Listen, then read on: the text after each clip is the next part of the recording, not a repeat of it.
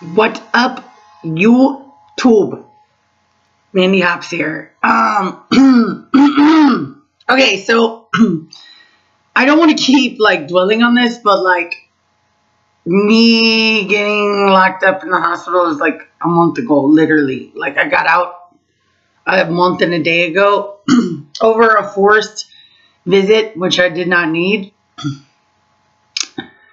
Um, but I just have to talk about Aaron Carter and Steve-O relating to me. Okay. So I've always been obsessed with Steve-O. I made out with Steve-O in Sauget, Illinois at a club called Pops. It was during a tour. That was when, oh my God, why am I having a moment? Dude, he was blacked out. Like, he doesn't remember it. But, like, I mean, he made out with millions of people. So did the whole crew. The weird guy, which I don't remember his name, no offense, was the one that was always shitting in random, like, empty toilets, like, in their videos. And I hung out with a bunch of skate brothers. So, like, before there was Jackass guys, there was a Thrasher magazine for skateboarders and Big Brother. And I had professional skateboarding boyfriends. So, I lived that life. Like, so, it was before Ryan Dunn just died. And he was really way better looking in person than on video. He was super cute and super cute tattoos, like grenades and stuff. I was asked to come backstage, not by Steve-O, but like, and I think I was like in some rando videos, but they're not there anymore. I was like 21, dude. You guys, I'm 41 now. I'm old. Steve-O's sober. I have a couple pictures of Steve-O, and I was saying, like, I made out with you, and I was hats, and I, like, will love him till the day I die. My best friend, Jackie, at the time, always told me, like, good thing you guys never hooked up for real, because, like, you guys would be dead. I did go to a comedy show he did in St. Louis, and, like, one thing that annoyed me, but of course it annoyed me, because I'm, like, a drunk, loud heathen, was like people newly sober are super, super sensitive. Like if you ever meet somebody that gets off heroin, like they're just like emotion, anything. They're an emotional mess. Cause like there's certain serotonins or endorphins or things you use to block out things. Even if you don't think you're blocking out things, like it's a medicine of types. And when that medicine's gone, you a whiny bitch. Sometimes you a whiny bitch on the medicine. And I remember there was, and I almost wanted to do stand-up comedy at one time. I almost heard like a little heckling. And I was like, but it was like nothing. Like it really wasn't disrespectful, especially for being in St. Louis. And like Steve-O freaked out. And I was like, Steve-O, we love you. This is like my third Steve-O show. You know, I was like, you know, and I like just made it so hype, and he went on, but come to find out the next night he canceled the show and then apologized to everybody and tipped them, allegedly. Word on the street. I don't know. Shout out to Steve-O. I love you. Mm-mm. Shout out for you being sober. You're a hottie. So Aaron Carter kind of hits because I do not relate to Aaron Carter, okay? But I relate to the fact that he was so out there on social media about it. So everybody saw his life, where everything about my life like that was put on display. And he had a bad family life. And one thing that kind of pisses me off, on one hand, even though I don't know the situation, this is all just what I watch, just like how people watch me, is like what you know, is like everybody comes out how they're so sad about it, right? But like, who is really there to help them? Just a welfare check call doesn't help you. Like, it definitely ruined my life a little bit, but I'll fix it. And I'll get into that for a second. Like, dude, somebody did a random welfare check on him. It was abroad. And he did a lot of air duster, which is not funny, but so did Steve-O and so did I. There was a street in St. Louis called Cherokee Street. It's all Mexicans now, and it's super tight, but like, back then, it was just old white men and mail order brides. Seriously, everywhere you went, you would get whipped cream chargers, whippets. It was nitrous oxide, laughing gas, like the dentist used on you. And you would put it in a balloon, and I would get cases at a time. I remember me and my friend Jackie went, and my dad, like, had a bank off to the side of a cliff, and we literally drove off a cliff, like, woo, because I was doing a whippet, smoking a joint. And I thought, we're dead. And our car spun like this off the rocks and then landed on the highway. And the car died. And I was like, I had grass in my mouth. There were like 40 whipped cream charges everywhere, a joint. And I'm like, we're going to jail. We're going to jail. I started up the car. We drove off. I've had a lot of lucky times in my life. So I have to be blessed. And I'm glad I never hurt anybody, right? I've had Jackie seizure out at the table during my sister's birthday while we were cutting the cake. She was just like, ugh. And like I had to take her back and be like, Dad, like, you know, like this was my lifestyle for pretty much my whole life. What else? I know there's like some other good story. Oh, I was listening to Howard Stern coming home from college and I did some whippets and all of a sudden I didn't know I was asleep, but my body cut out. Because, like, I didn't think I ever, like, blacked out while I was driving. So I was 2 lanes this way, 2 lanes coming this way. I went over the 2 lanes, through woods. My car went into a parking lot. I was driving a Saturn, okay? Hit a parked SUV that a lady had bought 30 minutes before. 30 minutes before.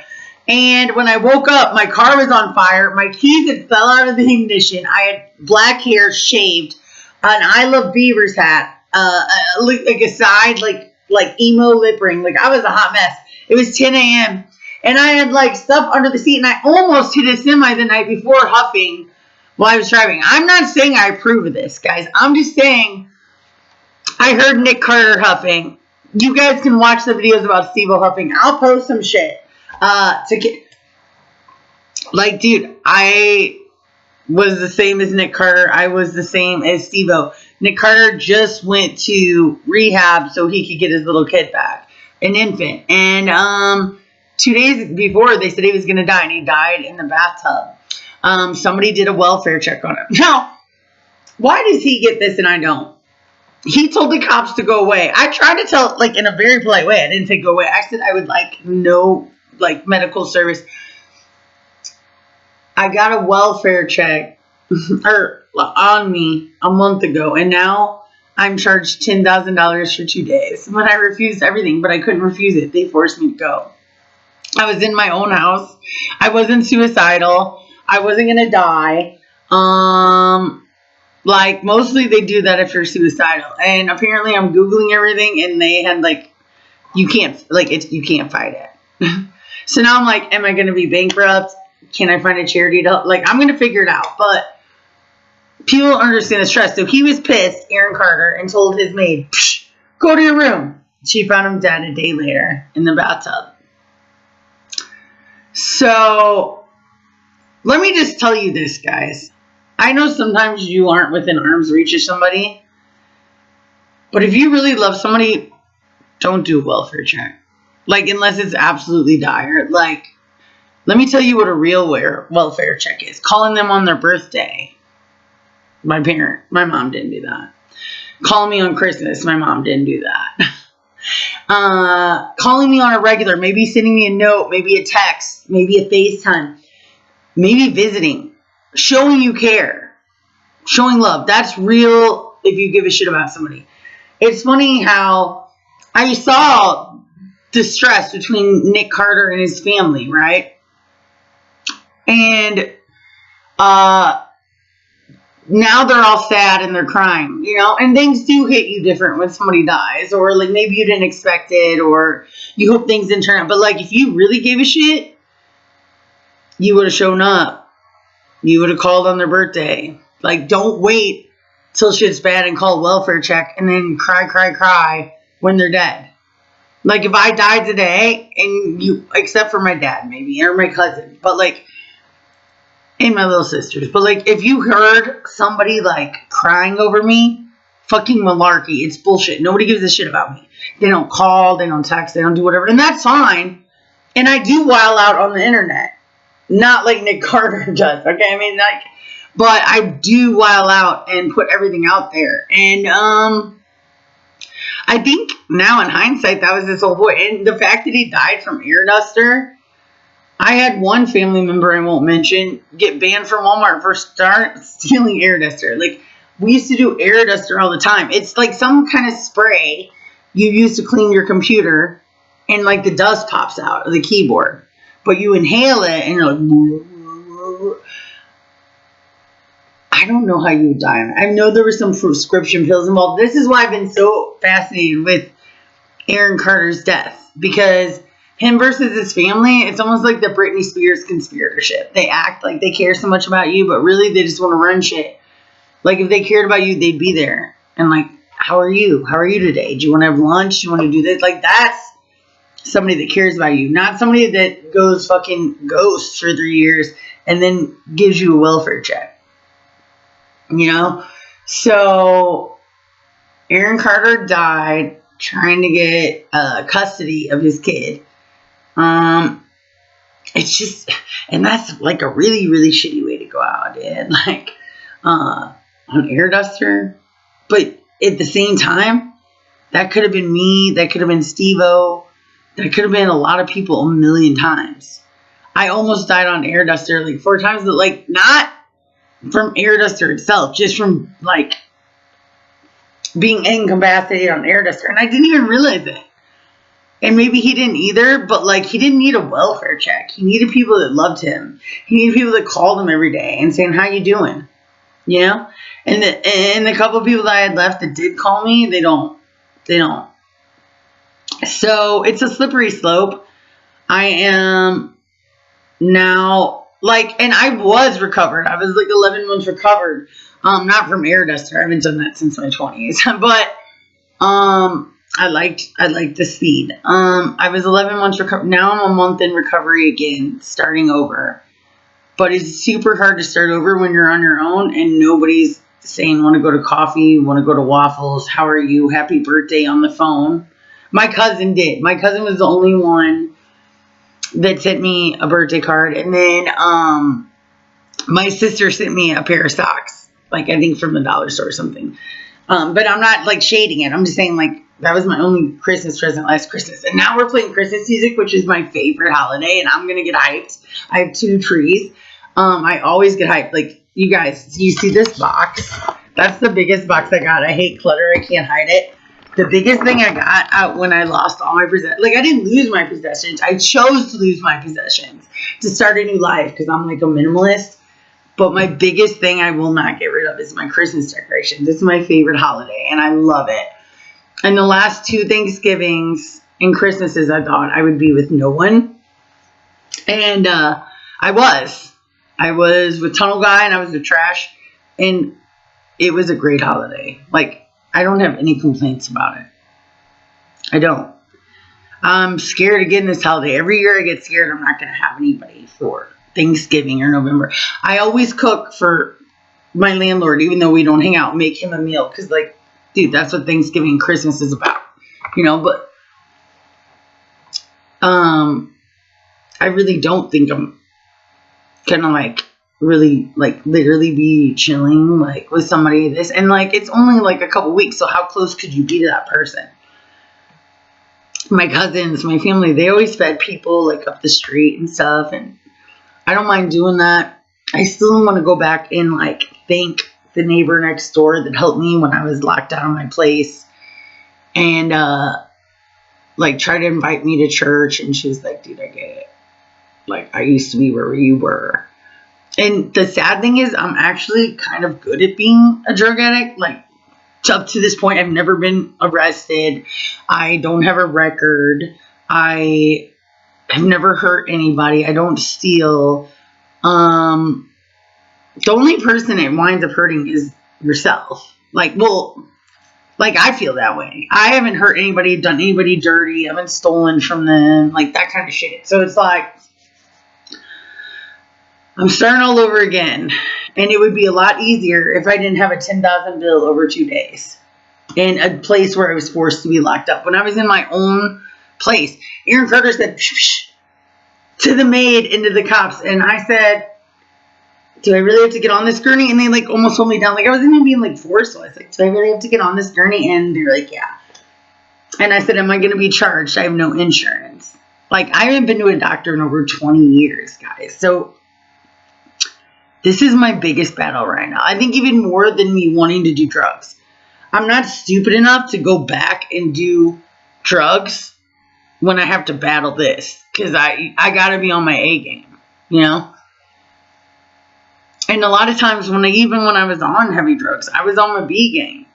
B plus for the most part. And that's what was like the most detrimental, you know, because like a lot of people couldn't do what I do and maintain, and I did. And now I'm 41. It's like, so I relate to Aaron. I relate to Steve-O. My condolences to Aaron, but like, if you really are worried about somebody, it's not about you calling about a welfare check. If you really give a shit about them, call them. Write them. Call them every day. That's what my cousin does. She's like the last man standing in my life. And I respect her very much. She'll tell me off in a second. And I respect that still. But like, you can't be like Nick Carter from the Backstreet Boys and just ignore him and then try to do like a big sad concert when he dies. I don't want your big sad concert when you die if you love me. I want your attention now. And I'm not doing this for attention, and I'll be just fine with or without him. But all I can say is I can relate in the welfare check and stuff like that, dude, you know? And that dude was getting like thousands of dollars a month, like residuals, supposedly, allegedly. I'm not getting that. So coming from an addict personality who's trying to get over it with no support, that kind of money issue like really puts a damper on my spirit, but I will, you know, sit through. And I love you, Steve-O. And okay, so let me just say this. The last thing I want to leave you guys with is something Steve-O said. He said, sobriety is like a swimming pool, right? Like, you can't just like walk yourself in like a little bit, you know, like where you adjust it. You just gotta throw yourself in. A lot of people say that about fitness. They say, but like, he's like, and this is the best analogy I think I've like heard in a long time. He says, you just gotta throw yourself in. And yeah, you're gonna be shocked. You're gonna be like, woo! And it's not gonna feel good. You know, it's not gonna be like instantly like helping your life. Like, it's gonna be like uncool. But you have to do it. And deal with it. Deal with the temperature, like, you know, deal with the uncomfortableness. And eventually, the water will feel good, basically. But also like that, you can't throw somebody else into a pool and expect them to stay in it. Like, they have to throw themselves into the pool. Does that make sense? And one day you just got to jump off. You just got to jump off. So, yeah, I will post some videos so you guys can see what I'm talking about. And I don't know why this just hit me. It related to Steve-O because I watch him all the time and I love his powerful energy. I love, I don't know, I love the honesty, dude. And dude, Steve-O's my boy. And it sucks about Aaron Carter, but in a way I relate just in the fact that, like, dude, he's, like, talking to everybody on Instagram like he was a little cray-cray. And I have had times where I was cray. And I was like, look, y'all, like, you're not even reaching out to me in real life. And, like, you're going to try to check me, like, on a welfare check? And then guess what happened? They found him dead. You know why? Because if you really cared about his welfare, it wouldn't have been a welfare check. It would have been a daily, monthly, weekly check. You would have been chiming in. And if you aren't chiming in, fuck you on the welfare check. That's what I say about that. Deuces. R.I.P. to, you know, respects this family. Like, it's a shitty situation. But I can relate. Deuces. Love you guys.